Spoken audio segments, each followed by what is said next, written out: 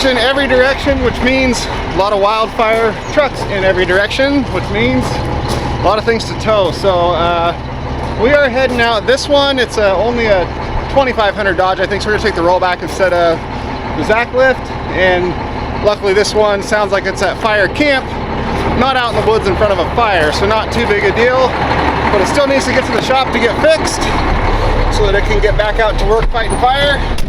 So there's plenty of that to do right now. So we're gonna get going, PTO off, got everything checked out, and head out to the east into the woods. All right, we're dropping down into Prineville here. Much better view, much less smoke than it was the other day. The fire we're heading to is to the southeast. It's called the Camp Creek Fire, and as of right now, it's between 500 and 1,000 acres. It seems like they're starting to get that one knocked down, but there's plenty of others out here. There's a really good app called Watch Duty, and as you can see right here, it shows that all of Oregon and basically the whole West Coast is on fire right now and not doing very well. But that's a free app. I highly recommend.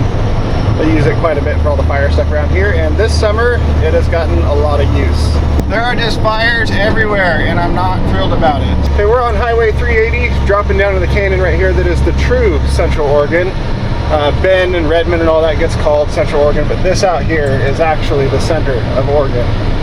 Now the good thing is that looking out there, I don't see any big smoke column. The fire is directly in that direction from where we are right now, the one we're going to, and nothing. I mean, it's all hazy, smoky down through the valley and everything, but there's not a big column there, meaning they must have it knocked down pretty good, and that is a very, very good sign. The faster they can get that one like mopped up and knocked out, the faster they can all move on to others, which there are plenty of others in the area right now that need all the resources they can get. So that is a good sign. Ironically, out here as we're getting closer to the fire, this is the clearest air I have seen in weeks. It's actually really, really nice out here. Just down in this canyon, I guess the wind's just blowing it all out of here. This is really nice. So this right here is Post Oregon, and at that sign right there, we are in the geographical center of Oregon, which is why I said this is the true Central Oregon. And if you ever want really good meatloaf sandwiches, pull into that place right there. That's the place to go. Okay, we've got another about 20 miles out this way, and then a few miles out that way. We're going to be up in there somewhere. And over here, I don't know if you can see, that's like a miniature version of the Painted Hills out here in the middle of nowhere. I don't know if you can see off over that way. There's an active fire. You can see the smoke column burning up very actively. We're going to be turning off right here and headed this way. And right here at the intersection, there's old homestead, old farm, really cool old buildings. I love seeing stuff like this. I always want to go like explore it, but it's not, you know, mine. So really, really cool. I'd love to know like history of something like that. Super cool place. Okay, we're gonna head out this way.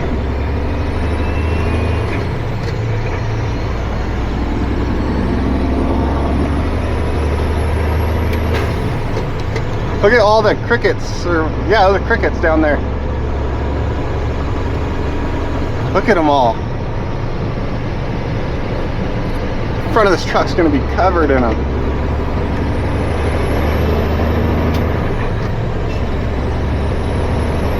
Alright, there we got some active fire burn up on the hill there, you can see. You can also see all the retardant drop line here. All the pink. Yeah, a little bit of fire going there. Let's see what we got here. Just in time.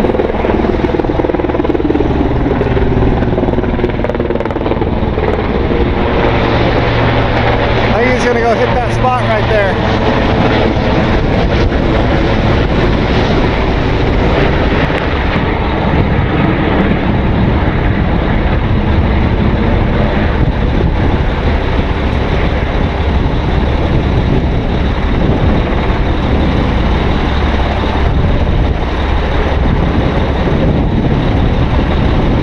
There it goes.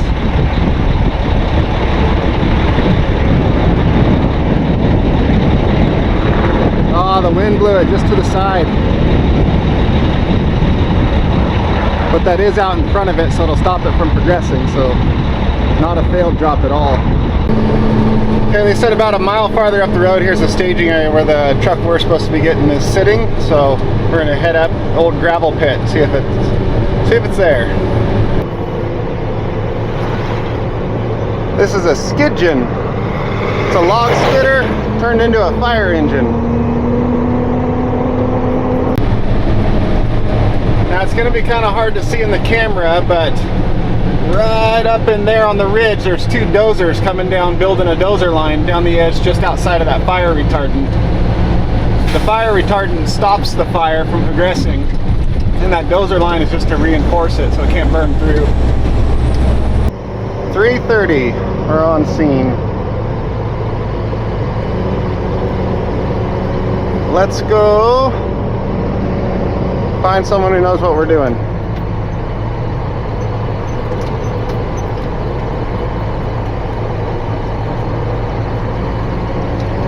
I guess it's that one up there.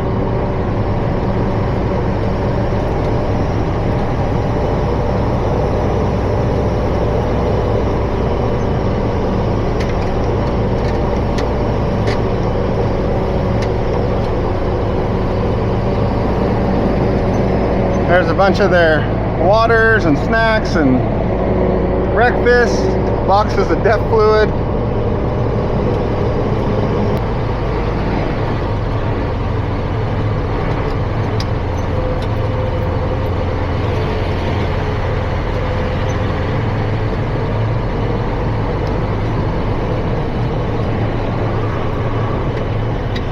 Check it out.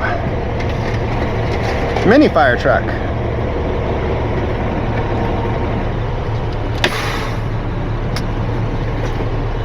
Okay. Let's go load this up. How you doing? Good.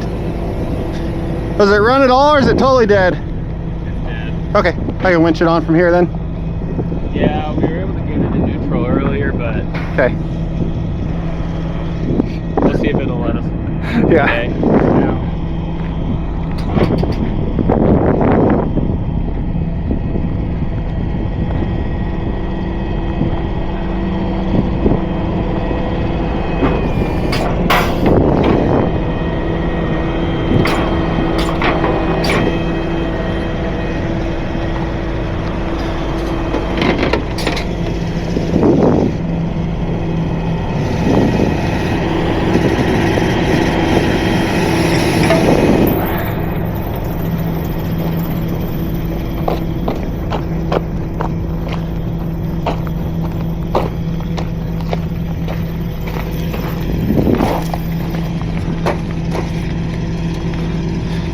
You know what happened to it, or just? The batteries died.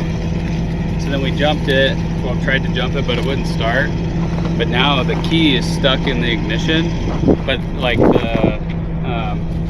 when you turn the key to even try to do anything, it won't show on the dash like what gear you're in. Oh, so. But I'm wondering if the ignition got screwed up somehow because it's like. I think the truck doesn't know it's in park. Okay. But like even it doesn't know what's going on. The radio won't turn on. Huh. But we were able to get it in neutral, and we witched it just a little bit up the hill, thinking that it may be bound up or something. Okay. But that didn't. But like I said, we'll see. And if it's like won't go neutral at all, I can turn around and get the bed right at the back of it, and then just drag it on backwards. It did if we have to. So. It did earlier. We'll see.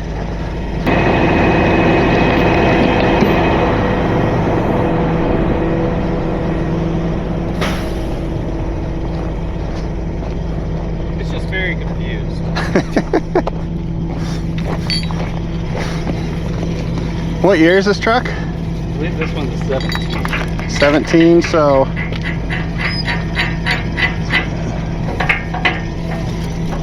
think it's a 17, but this truck was also totaled. And so they had to fix it. So it's had, what's that, 7 years of Forest Service roads and fire treatment and then been totaled too? Yeah, I mean, she's had a rough life. so yeah, it's probably really confused at this point. It doesn't like where it is. so that should be reverse, neutral. I got the e-brake on too. Okay. Oh yeah, we're free roll. Oh, at least it rolls. Hopefully the steering lock is undone. Oh man. It'd help if my winch wasn't in free spool. Mine.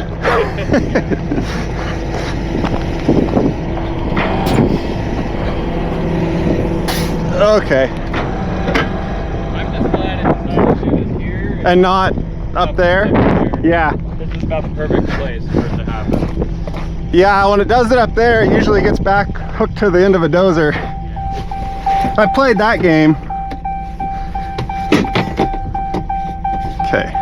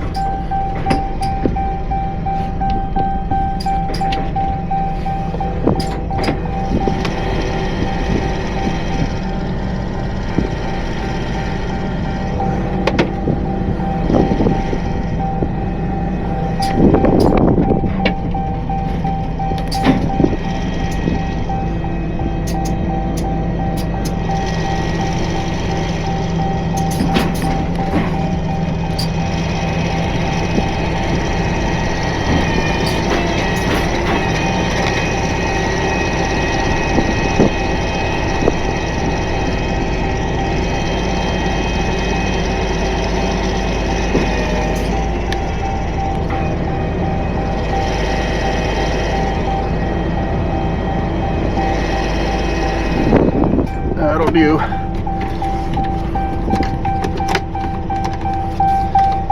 Oh yeah, because it won't even let the key come out or anything. No. Okay, well, we'll call that good then.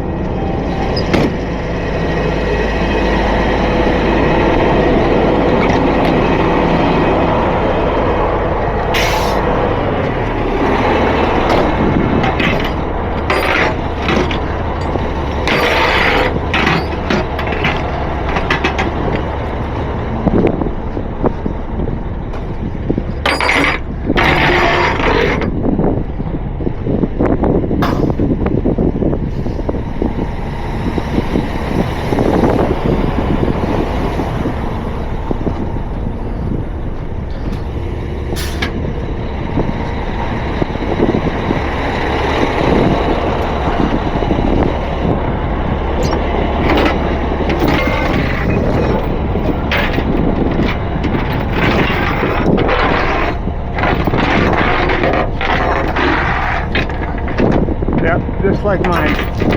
Nothing to hook to.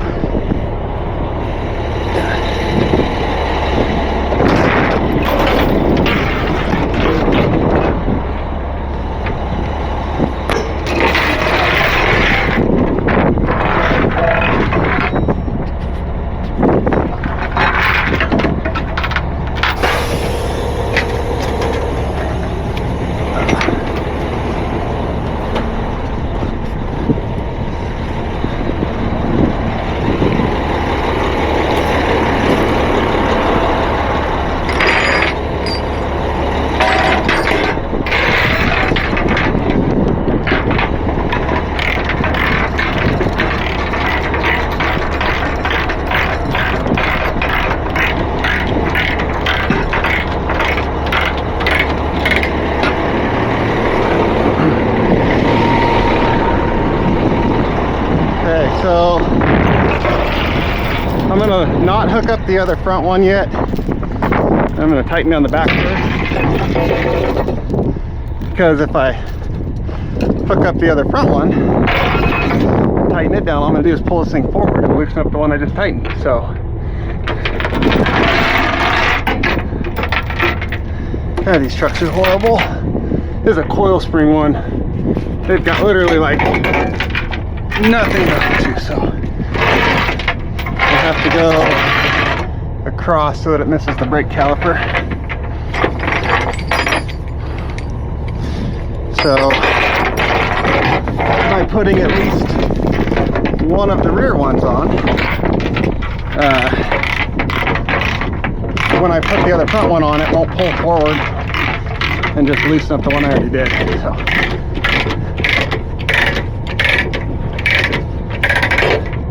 There's that one. Guess we do the same thing over here.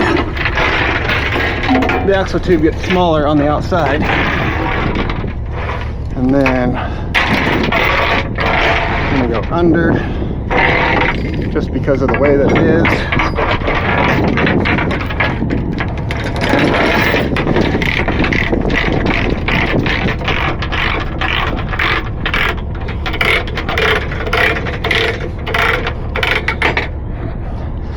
Now we can hook up the other front one.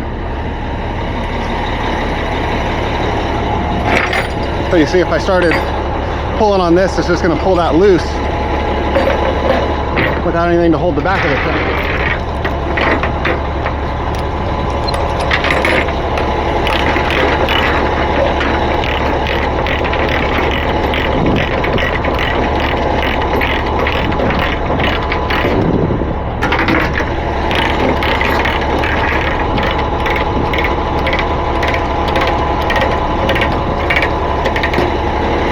And I screwed up and I didn't pull tension off the winch before I took the PTO out. Like, there's a little there, but this thing bouncing could yank tight on that a bunch. I don't want to do that. So we'll PTO back in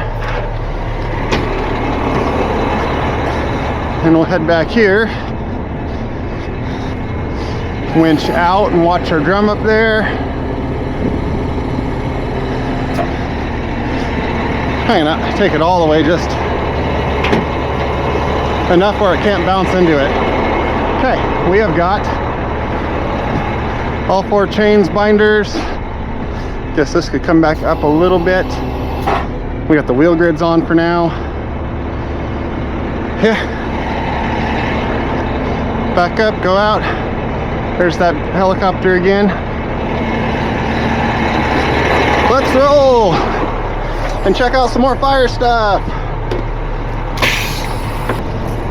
All right, I'll go get it dropped off. Now you take care of old Natalie. Natalie? Yep. Okay, I'll make sure Natalie gets put on the invoice next to the unit number. Take a picture of it for the wall of shame. Going to precision. Yeah. Diesel. Yep. Copy. Yep. Awesome. Thank you very much. No problem. All right. You guys have a good one. Yep.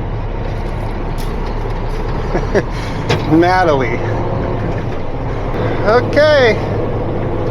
Now we gotta get back up out of this canyon. You can see right up there, there's the dozer line. Probably where they punched up the hill to get over there where they're coming down. What you'll do a lot of times is the dozers will try to get either go direct, where they go right to where the fire's burning and try to push a line right on the edge of the fire. But if it's moving too fast, they'll go indirect, which is where they move way up ahead of it and build a line like that, way out ahead of the fire. That way they have time to build it while the fire's heading that way. And they'll do something like that, like build that line, and then as the fire's starting to get knocked down, handled maybe by air or the ground crew, something like that, then the dozers will move in closer and put in a line closer to hope it never gets to this what then becomes a secondary line. And then what they're doing, again, I don't know how well you can see in the camera, but there's the retardant line on the hill right there where one of the air tankers came down and dropped that retardant. Now that retardant's there to stop the fire's progress, the dozers will build a big dirt line behind it to reinforce that. And then this one up here just becomes like a secondary safety. In case it goes by that, they've already got something down here they can come out and widen out and reinforce this. Here's the 2 dozers that we saw coming down the hill when we were on our way in. They're down to the bottom here and probably heading back to that staging area, or going back to build up that secondary line as a just in case. D5M, that's a D7H. Those are really cool dozers.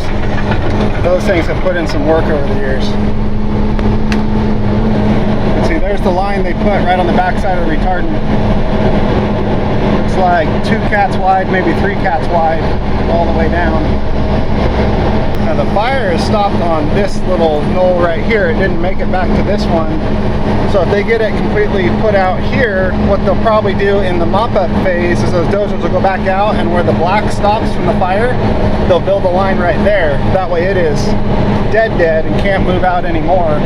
So if they leave that line back there and the fire just gets put out right here, but there's a hot smoldering spot or something that got missed in the mop-up phase, then the wind kicks up, the weather just right, that can take off again, and if it hits that line back there with a good run and a good wind, it could jump over it. So ideally, when you're all done with mop-up and all that, the edge of the black should have dirt after it where it couldn't burn any farther into the fresh grass.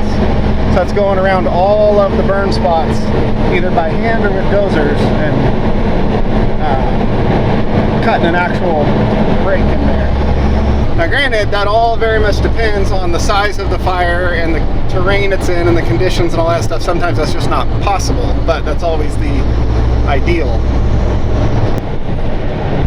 Now that flaming spot is knocked down, so they must have got it on another drop. Now we wind back out this canyon.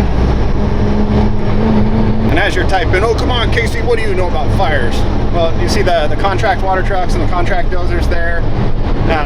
And contract truck means not an agency owned one, so not the Forest Service or any of the fire agencies, the privately owned ones that are hired in. I used to do that with both water trucks and with dozers when I was back in Northern California. So I'd be the guy up on the dozer cutting fire line, and then I'd be the guy in the water truck feeding fire engines or pumping hose lays or stuff like that. So as far as what I know about fire, not that much really. You know, the firefighters know a lot more, but I knew enough to like do it. Anyway, let's enjoy the beautiful day. There goes Natalie on the ground here at the shop. And they're gonna get it pulled in right away, they said, and get working on it. So that's gonna be it for this one. I'm gonna put all my stuff away and I get to head back out in the woods for the next one. But that will be another video, so we'll see you there.